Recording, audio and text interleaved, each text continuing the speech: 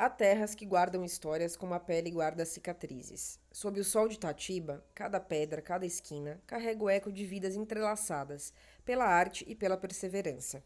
As vozes da gente ressoam, movidas pelo vento que sopra as memórias, que são marcas de resistência e expressão. A cultura, como um rio que corre, atravessa gerações e deságua no presente. Aqui, cada passo no chão revela uma história e cada olhar guarda uma memória. Foi um sonho meu,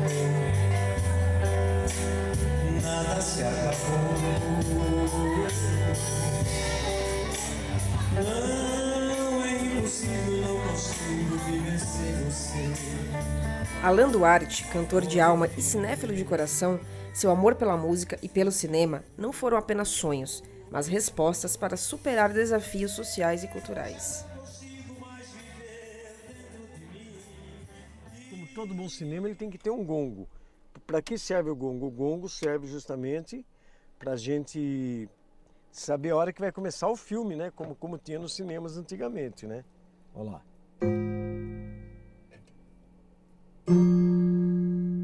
Esse é o gongo.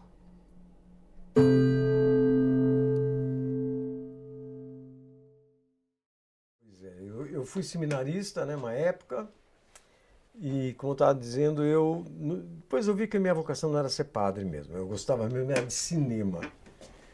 E participei assim de festivais de cinema, na época eu já deixei o jornal, deixei o seminário, acabei sendo empregado num jornal da cidade de Jundiaí, JC. Foi a primeira equipe, Sérgio Rondino, aquela turma maravilhosa. Todo o dinheiro que eu ganhava, eu fui chegando mais próximo daquilo que eu queria, comprar uma câmera. Tudo que eu queria era uma câmera na mão. Aí comprei uma câmera, o salário já não ia tanto para casa aqui, eu dividi um pouco, mais para mim do que para minha mãe. Comecei a comprar filmes e participei de um longa-metragem, O Inverno para Ricardo. Bom, e outros também. Então aí eu comecei a sentir o gosto pelo cinema, a ver o que o cinema é importante na minha vida. Aquele pedaço que faltava durante toda essa coisa toda de procura, eu encontrei no cinema. Eu comecei a pensar na maneira de montar um mini cinema. Acharam uma loucura, isso é doido, você está ficando doido e tal. Não se falava ainda em cineclube. Eu montei um em Super 8, que era mais fácil a película. Então em Itatiba eu montei, na minha casa, que não era tão grande, né? Tinha uma garagemzinha, eu montei o meu primeiro cinema, Super 8. Era uma novidade maravilhosa, a criançada gostava de ver aquela coisa toda. Mas eu tive que vender aquela casa porque minha mãe estava muito magoada, porque toda a esquina era nossa. A Rua Jundiaí, aqui em Itatiba, praticamente aquela esquina toda era da minha mãe. Meu pai vendeu tudo, então eu vi minha mãe, nós ficamos no meio. Minha mãe olhava para lá, aquela tristeza, olhava para lá, outra tristeza. Eu falei, se eu quiser minha mãe viva mais um tempo, eu tenho que tirar ela daqui. Aí eu comecei a procurar uma casa para comprar, aquela coisa toda. E achei essa casa que ninguém comprava, que aqui tinha sido um centro espírita. Então o pessoal não queria, jamais iam comprar isso daqui. Falei, não, eu vou comprar sim. Não vai ter jeito. Acabei comprando. Quando eu vi essa edícula enorme que o cara tá fazendo uma casa, falei, poxa, é aqui que eu vou ficar, é aqui que eu vou montar meu cinema. Minha mãe já durou porque tinha plantas, já gosta de planta. Foi uma vida maravilhosa aqui. Aí eu montei aqui o cineclube. Já estava sabendo que era um cineclube, porque como era bom a gente trabalhar em cima disso. Com a maior cara de pau, montei o cineclube, já fiz uma propaganda violenta na rádio daqui, no jornal de lá. E o cineclube ele foi se incorporando à cidade. Esse cineclube tem 40 anos. Pra você ter uma ideia, 40 anos. E já pegou fogo. Também, tem mais essa história. Um filme de nitrato, Cinema Paradiso. Achei que só acontecia lá. E aconteceu na minha mão isso daí. Não sobrou nada, tela, poltrona, nada. Nem os projetores deu para aproveitar, nada. Queimou. Aí, 5 anos de total desolação. Tristeza, nostalgia. Imagino o que tiver de pior. Nossa, eu me definhei nisso daí. Levei 5 anos para colocar novamente o Cineclube em prática. Por quê? Eu não queria ajuda na minha tia, que é a dona do vinho Chapinha. Eu não queria. Jamais. Ela falou, você precisa de alguma coisa? Não, não preciso de nada. Um dia eu cheguei e falei, preciso de tudo. Aí ela entrou com tudo. Então ela me deu os carpetes, me deu as poltronas. Aliás, as poltronas vieram de Itapira. O cara fechou o cinema lá e falou, ó, tem 2.000 poltronas. Você escolhe o que você quiser, pode levar tudo se quiser. Então foi ótimo. Outros cinéfilos me deram coladeira, outros lente, projetores. E assim conseguimos fazer o cineclube mesmo. E hoje ele faz parte da cidade. Eu sabendo da história dos cinemas de Itatiba, dos cinemas mesmo, do Cine Marajoara, Cine Santa Rosa, Cine Avenida, os 3 cinemas que bombavam na cidade. Sempre teve um gerente, José Cesarini. Quem era o Zé do cinema? O Zé do cinema era uma bichona que cuidava de tudo. Desde os 9 anos ele estava no cinema. A família Cesarini foi dedicada ao cinema. E o Zé era uma pessoa encantadora, cara. Eu falei, quem vai fazer uma homenagem ao Zé? Esse país é tão machão, tão machista. Quem vai fazer uma homenagem a essa pessoa que trabalhou pela cultura? Então eu falei, puxa vida, né? Vou fazer uma homenagem a ele. Esse cinema é os moldes antigos. A tela é côncava, porque são 2 projetores, né? Um projetor daqui, outro de lá. Então a tela tem que ser côncava. E tem o lado que a criança nunca viu um filme em película. A gente fala, agora eu vou passar em película. Mas não é de data show, mas de data show não existe. Aqui não existe data show. Nós temos um projetor aqui de digital, mas é de cinema. Desse que eles usam por aí. Mas eu odeio quando tem que ser digital, e tem coisa que tem que ser digital porque eles pedem. Então, para que vai deixar morrer por quê? Então, vamos passar o digital mesmo. Mas antes de passar o digital, nós passamos o canal 100. Mas quando faltavam 7 minutos para acabar, Pelé deu uma de gênio.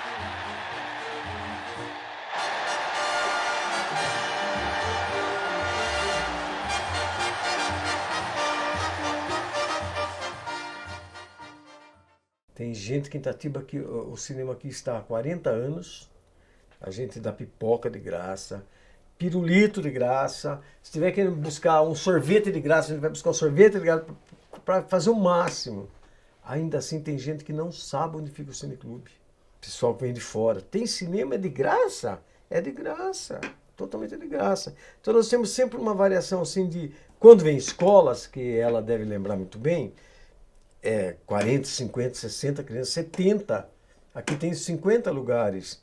Mas quando é pequenininho, põe 2 sentadinhos aqui, o resto tem escadinha aqui, ficam na escada aqui, outro para lá e tal. 70 pessoas, olha que delícia, eles rejuntam. É outra coisa. Hoje nós temos um público assim, de 15, 20 pessoas. De repente, se o tempo ficar ruim, 3 pessoas, mas não conversa comigo. Quando tem 3 ou 2 pessoas. Quando não tem sessão, esquece, nem ligue para mim. Alan, você tá bem? Não, tô péssimo, tchau. Eu tô arrasa. A questão do cinema é uma coisa impressionante. Que às vezes as pessoas perguntam, mas onde que você mora? Eu moro dentro de um cinema. Eu não sei se o cinema mora dentro da minha vida ou eu moro dentro do cinema. É uma coisa de doido. Mas às vezes é verdade, porque no meu quarto tem cinema, na sala tem cinema. Qualquer canto dessa casa você encontra cartazes, filmes, projetores. Enfim, o cinema invadiu a minha vida. E aí eu acabei sem querer invadindo a vida do cinema também. Então o meu status é esse. Eu gosto de cinema e o cinema acho que acabou gostando de mim também, porque é uma coisa indivisível. Não tem como falar assim, eu gosto só de música, ou disso, daquilo. Cinema é primeiro plano na minha vida e assim tem que ser.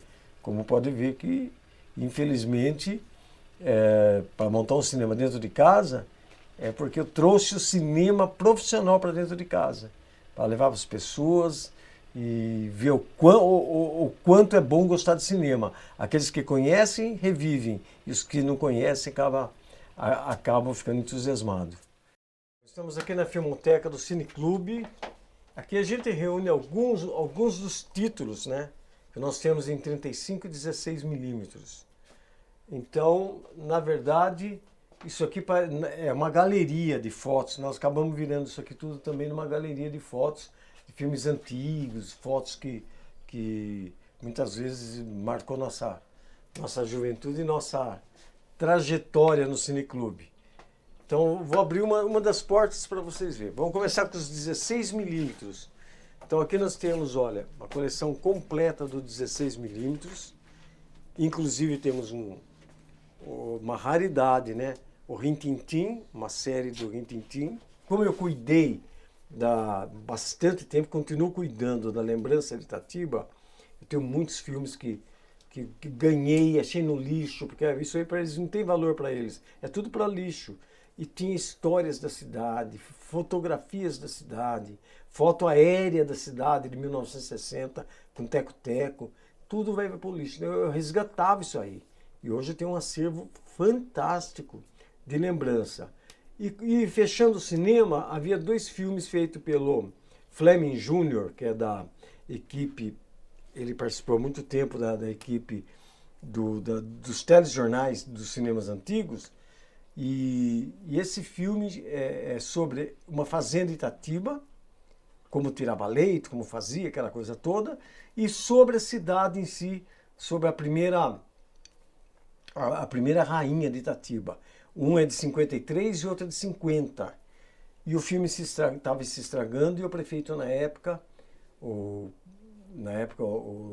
Dr. João Fattori falou assim, não, eu preciso restaurar, como vai fazer, não sei, vai perder o filme como já perdi outros. Falou, não, vamos restaurar o filme. E conseguimos pegar esse filme em poliéster. Pra vocês terem uma ideia, um é desse, é Fazenda Santa Luzia, né?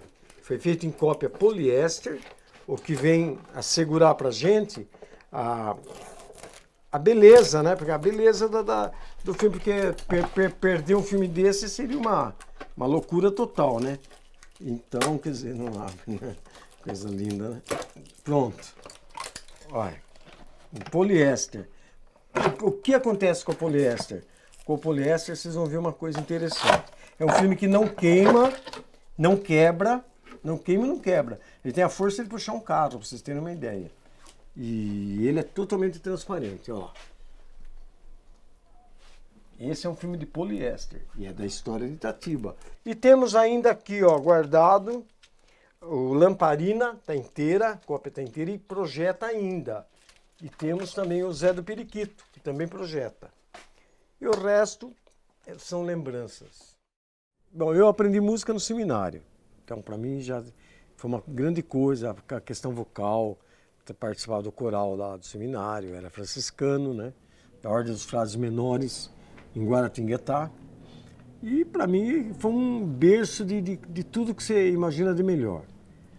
Aí, quando saí do seminário, eu resolvi cantar. Eu falei, não, tenta aí que eu acho que vai dar certo e tal.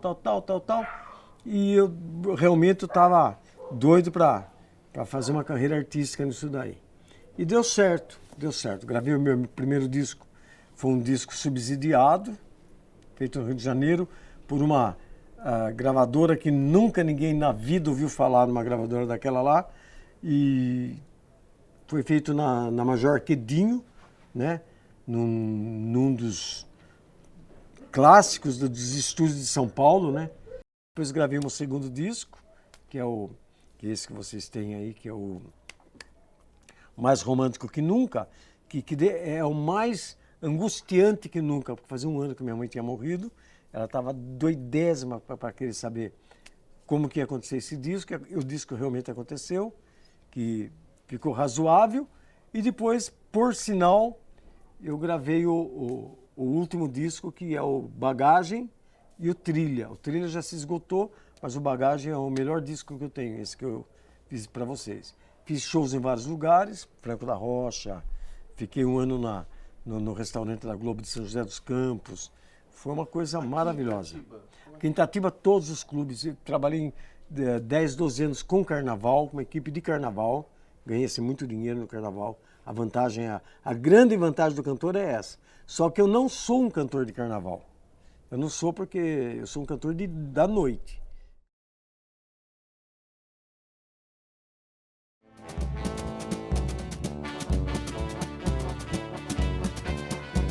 Quem não viveu aqui não sabe seu valor. Não sonhou a sombra de um flamboyant. Não encontrou aqui seu grande amor. Não colheu na praça a mais linda flor. O footing no fim de semana era um encontro. Homem de um lado, mulher do outro. Não se arriscou nadar no bacião, saindo escondido da aula do grupão e a banda atrás da procissão. Pelas ruas apertadas do meu coração.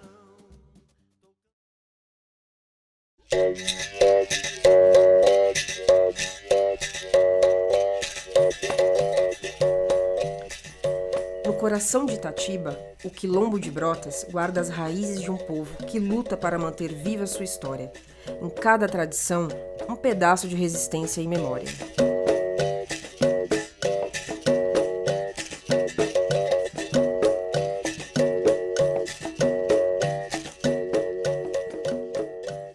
Por muito tempo, a preservação da memória da comunidade foi pelos meios orais, né? Até algumas décadas atrás era costume, na época que a minha atriz-avó, a Amélia, era viva, após o jantar as pessoas se reuniam na casa dela, em volta de um fogo de chão. Eles tinham um recipiente quadrado onde se colocava o fogo, e ficava se contando as histórias, né? Os mais velhos contavam histórias antigamente, os adultos iam contando histórias, as crianças ficavam só ouvindo, né?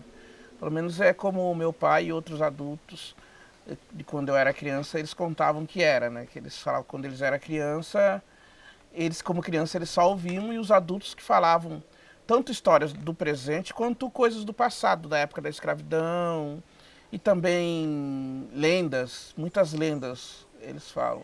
Itatiba, como mostra o historiador Tarcísio José Martins, na série de livros que ele escreveu sobre o Quilombo do Campo Grande, ele mostra que essa região aqui, já no século XVIII, a região a qual Itatiba faz parte, já tinha comunidades quilombolas já nesse território aqui. Isso antes de existir Itatiba, antes mesmo de sequer existir o bairro rural que deu origem a Itatiba.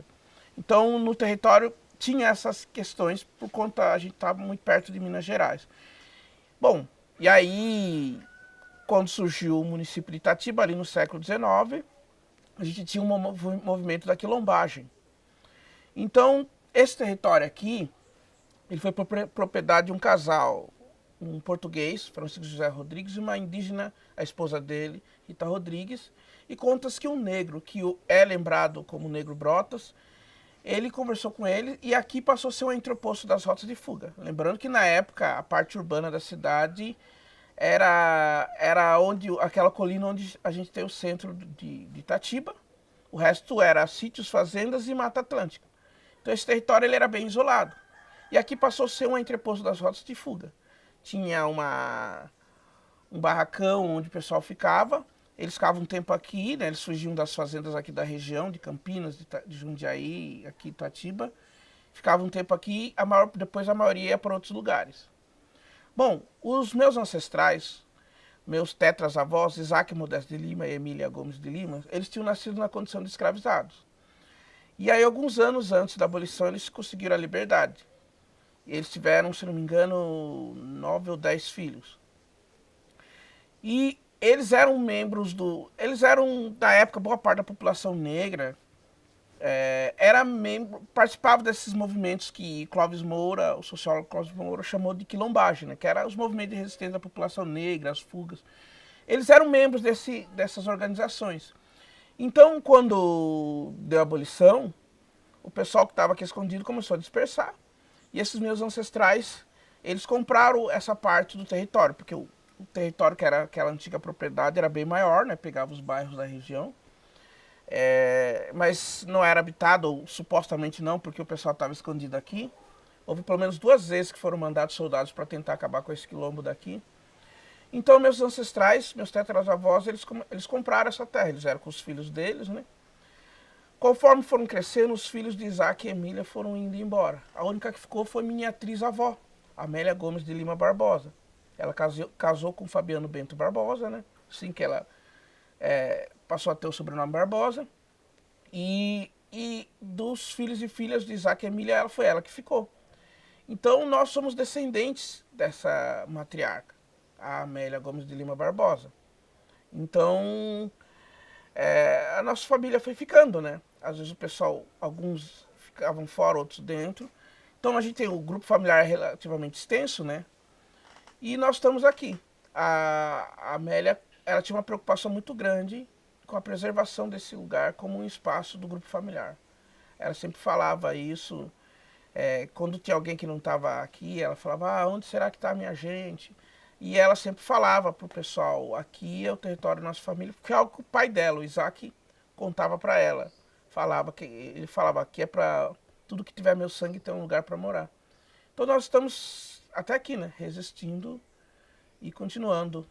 Mas a ligação com a Amélia existe. Eu acho que os descendentes dela, frequentemente, ela é a partir dela que as pessoas se relacionam, quem são os quilombolas. Então ela é uma figura assim, ela teve essa relevância, né? Essa relevância muito forte, assim, ela como a que ficou e as histórias dela. Ela tinha muito conhecimento, ela era muito sábia, ela fazia remédios, fez parto, sabia rezas. Ela tinha um pensamento muito, por exemplo, em relação à discriminação contra pessoas negras e também em relação às mulheres, ela sempre batia de frente com isso. Ela sempre falava, numa época onde não era tão comum, ela achava que se um casamento não desse certo, a mulher tinha que separar mesmo. Ela sempre falava, tudo que um homem faz eu faço do mesmo jeito. Ela sempre tinha esse posicionamento forte. E em relação a negros também, a gente tem muitas histórias dela, inclusive em relação ao casamento dela. Na época, negros era um costume. Dizia-se que negros não podiam casar de sapato e ela foi, encomendou um sapato e casou de sapato, né? Na época que ela casou, em 1897, já não havia mais escravidão oficialmente, mas ainda tinha essa ideia que negros não podiam casar de sapato e ela enfrentou isso. A gente tem várias histórias dela, ela batendo de frente contra o racismo, contra o machismo. Ela tinha esse tipo de pensamento, né? Além de toda a sabedoria que ela tinha. Eu gostaria de ter conhecido ela pessoalmente, né? Ela faleceu alguns anos antes de eu nascer, mas eu sinto que eu a conheço de ouvir as histórias delas, né? Uma grande admiração que eu tenho por ela. E eu acho que boa parte das pessoas aqui compartilha dessa admiração. A gente vive num país que ele estruturalmente, o racismo é parte da estrutura social dele. Então aqui era um lugar de negros, né? Inclusive tem até uma repórter que ela fez uma entrevista com pessoas dos bairros ao redor. As pessoas achavam que nós tínhamos invadido, tanto aqui quanto em outras comunidades quilombolas, um local habitado por pessoas negras. Ele está sujeito aos estereótipos que as pessoas têm em relação às pessoas negras e tudo que tem, né? Se eu fosse contar as histórias de coisas pela qual a gente enfrentou, eu teria que ser um longa-metragem. Mas, assim, então o reconhecimento, nós buscamos o reconhecimento a partir de 2002. Em 2003 nós conseguimos formar a associação quilombola. Em 2004 nós conseguimos o reconhecimento pelo ITESP, né? Então, assim, houve muita mudança a partir do momento que uma comunidade é reconhecida como uma comunidade quilombola remanescente. Tem certas coisas que mudam, né? Muita gente tem uma certa consciência ambiental, né? De que nós estamos ligados a esse ambiente, né? Esse ambiente é nosso, né? Eu gosto de lembrar o meu bisavô mesmo, o Claro Barbosa. Ele tinha uma preocupação muito grande com isso. Ele, por exemplo, se tinha um galho quebrado, ele enterrava esse galho no chão, porque ele entendia que era uma forma de devolver, né? Por exemplo, quando ele vinha aqui, ele falava para os filhos dele, tira o sapato para sentir a terra. Bom, hoje em dia a gente tem diferentes segmentos religiosos aqui. Você tem pessoas que são católicas, pessoas que são o que a gente chama aqui no Brasil de evangélico, né? E aí que tem as suas divisões. Tem pessoas que são da Umbanda. Eu acho que tem pelo menos uma pessoa que se colocou como ateu, né? E, bom, e tem essas variedades, né? Eu pessoalmente, assim, embora eu tenha minha religiosidade particular, mas eu não sigo nenhuma religião, mas eu, por exemplo, eu apoio, por exemplo, essas religiosidades de matriz africana, eu acho importante, né? A espiritualidade, todos nascemos com ela. Desde a hora que você dá o seu primeiro suspiro, você já tem um orixá na sua cabeça. Mas eu acho que tem um Deus perfeito que nem um fio de cabelo cai da sua cabeça se não for por conta dele. Você precisa ser um bandista, porque esse é o seu caminho, que é a maneira que você vai conseguir mostrar para as pessoas como é. Você é católico, porque é a maneira que você consegue encontrar Deus para mostrar qual caminho é. Onde quer que você esteja, a sua fé estando com você, tudo é bom. Umbanda é paz e amor, é um mundo cheio de luz, é a força que nos dá vida e a grandeza nos conduz. Avantes, filhos de fé, como a nossa lei não há, levando ao mundo inteiro a bandeira de Oxalá. A Umbanda ela chega na década de 50, 60 com a Lula. É a mãe Lula, que é da família e ela veio de São Paulo, que ela morou lá por muito tempo, ela retornou e ela iniciou o centro de Umbanda. Então havia uma continuidade, assim. É interessante porque as irmandades religiosas negras, né, dos irmãos pretos, elas começaram a ir acabando conforme as festas deles foram sendo proibidas. Então, de certa forma, a Umbanda foi uma continuidade. Aqui é uma parte remanescente da coleção de canecas que ela tinha. As pessoas sabiam que ela gostava de canecas e muita gente que vinha visitar ela trazia uma caneca. É uma parte do que sobrou, né? Eu tenho lembrança da minha infância, essa quantidade de canecas. Aqui tinha outra casa que ela tinha. Essa aqui é a cozinha como nós chamávamos a tia Lula também, a mãe Lula. Essa é a cozinha dela, aqui da casa dela. Por exemplo, aqui, segundo se contam os mais velhos, era o baú em que meus ancestrais guardaram o dinheiro para comprar o quilombo, né? Eu vim da mãe África, eu vim do quilombo. Já fizeram tanto pra eu tombar, mas eu não tombo. Se eu me for agora, vem meu filho atrás. Vem por todo lado de lá, o meu povo é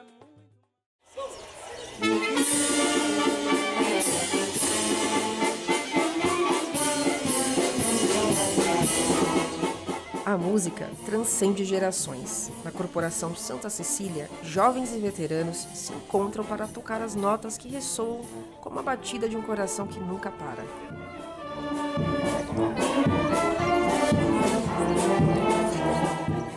A banda, no início, né?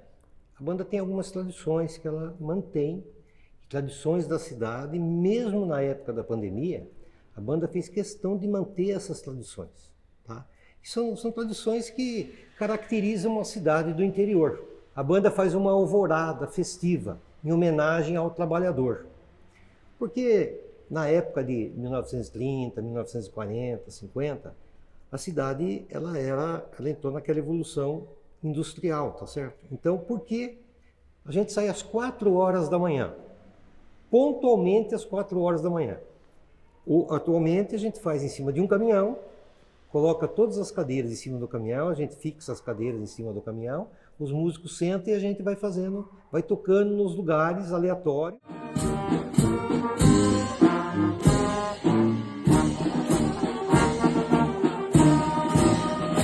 E de surpresa, tá certo? A pessoa não sabe que vai. Tem pessoas que pedem, já espera tudo lá. Então, e outras a gente faz de surpresa, mas a gente não avisa que vai. A música é um hino italiano chamado El Trovatore e ele leva mais ou menos de 2 minutos e meio a 3 minutos. Então, você chega na janela da casa da pessoa, em frente da casa da pessoa, e começa a tocar o hino. A pessoa acende a luz, sai do jeito que ela tá lá, coloca um roupão, alguma coisa, vai na janela e tal, e ela fica emocionada. Isso pra gente é uma alegria. Agora, por que 4 horas da manhã? Como eu disse no início, a cidade era industrial, operária, então as pessoas entravam ao trabalho às 5 da manhã, né? O primeiro horário de trabalho era às 5 da manhã, não existia o terceiro turno, aquela coisa. Então eu entrava às 5 da manhã, saía às 2 da tarde, entrava às 2 da tarde, saía às 10 da noite. Tal. Era aquela situação. Então, a alvorada era para fazer uma homenagem ao trabalhador que acorda às 4 da manhã para ir trabalhar.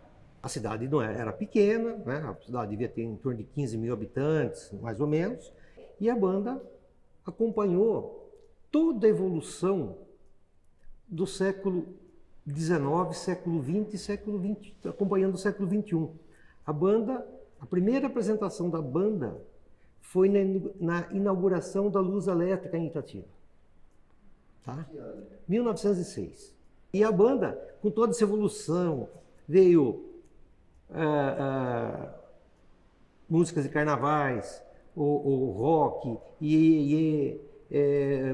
Jovem Guarda, todos os estilos de música, tudo, o forró, funk, e a banda acompanha, a banda toca todo esse repertório. Vim aqui na banda conversar com o Gilmar naquela época, né? Eu já tinha 20 anos, mais ou menos. Aí conversei com o Gilmar, ele mandou vir aqui tomar umas aulas. Aí fiquei. Quando eu entrei na banda, tinha o maestro Gilmar, né? Ele é rígido, sabe? Um homem rígido mesmo. Aí, com ele aprendi. Eu entrei para fazer harmonia na banda, tocar trombone na harmonia, né? Depois foi indo, aí deu uns 2, 3 anos, aí peguei o bombardeiro. É diferente, né? É diferente, é contracanto, essas coisas. A primeira apresentação foi na procissão mesmo. Na primeira procissão de 8 de setembro, a padroeira de Itatiba. Aí eu comecei a tocar na banda. Como que a banda toca numa procissão? Antigamente eu tocava música religiosa, tudo, né? Agora não, agora mudou muito agora. Agora mudou, dobrado, marcha. Agora é música alegre, né? Antigamente era música mais fúnebre quase. Faz 60 anos que eu tenho na banda, né? Faz 60 anos que eu estou na banda e direto aqui. Eu emociono ainda. Como que é isso? Nossa, emoção. Ele vira criança, né? Como que é a reação da cidade com a procissão? Como que as pessoas reagem? Não, a turma gosta, né? A turma vê a procissão, tudo, né? Admira ver a banda tocar. É uma coisa bonita mesmo, né? A banda sai tudo farda, sai tudo fardado, tudo. E é coisa muito bonita mesmo. Nossa Senhora do Belém! Viva!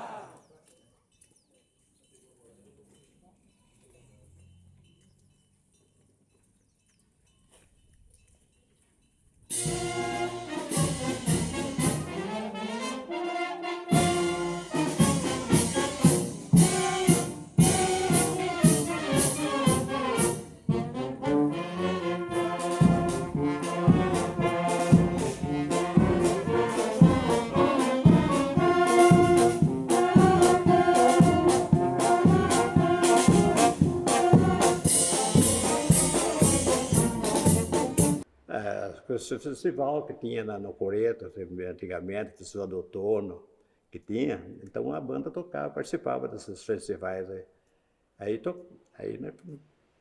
Aí marcava muito. Aí a banda veio, concorria, música, tinha os concorrentes, tudo, e torcia para ganhar, né? E vocês ganhavam? Chegava em primeiro lugar, ela ganhava troféu, não assim, a turma toda, né? Ganhava troféu, tudo, e aí a alegria da turma. Você acha que a música aproxima as pessoas? Que a música da banda aproxima as pessoas? Aproxima. Nem tanto que a banda está com uma corporação musical bem grande agora. A turma está gostando da banda agora. E a turma respeita a gente. Os músicos da banda, tudo respeita. E eu respeito os músicos também. Eu respeito até desde criança que está na banda, eu respeito todos eles. Tem um menino, quantos anos tem mais? 7? 8? 8 anos, o Pedrinho. Eu respeito ele. O único preto que está na banda é eu.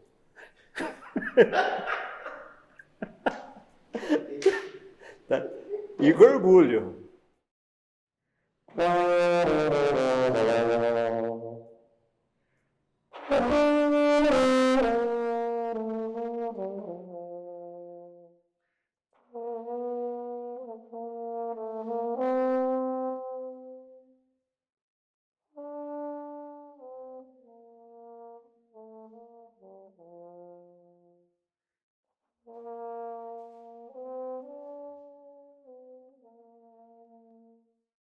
Eu sempre gostei de percussão.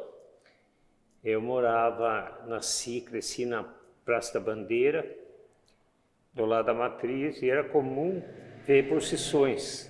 Minhas irmãs me contavam que com 3 anos tinha que levar eu atrás da banda, mais pertinho, para ver o prato e o bumbo serem executados lá.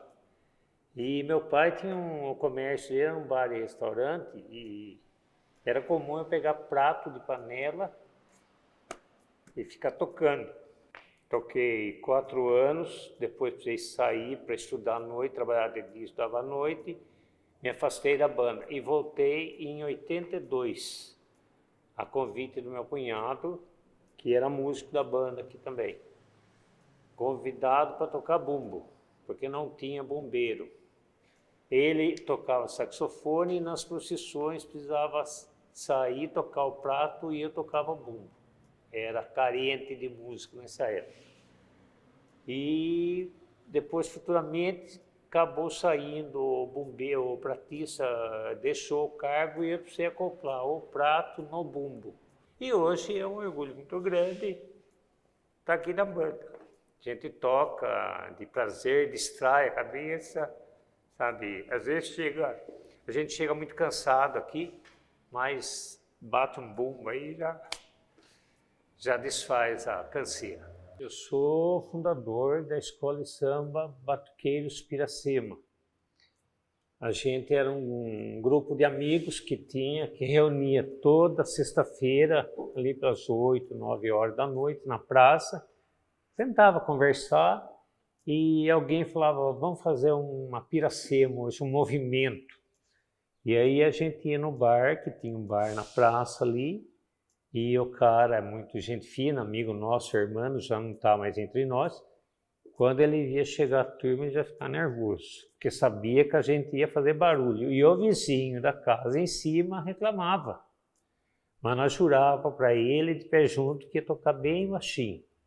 E com um amigo nosso que morava ali do lado, que tinha casa, é onde estava o instrumento. Então já aparecia um violão, um cavaquinho, um tamborim, um pandeiro. E ali reunia e sentava-se lá nas mesas, lá, tomando uma cervejinha e tocando um sambinha. Até que surgiu a ideia de montar uma escola de samba.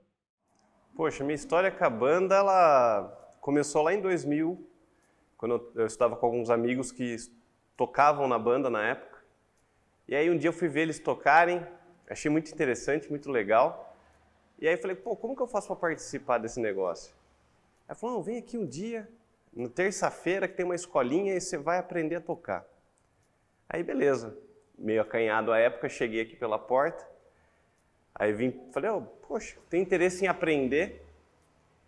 O seu Otávio, na época, que era o regente e professor da escolinha, me acolheu, né? Falou, vem aqui, sabe alguma coisa de música? Não sei nada. Nada? Nada. Algum familiar? Falei, nada. Então, vamos do zero. E aí começou o processo de aprendizado e de lá para cá só foi acumulando novas histórias, né? Então, desde músico até como participante já há algum tempo da diretoria administrativa da banda.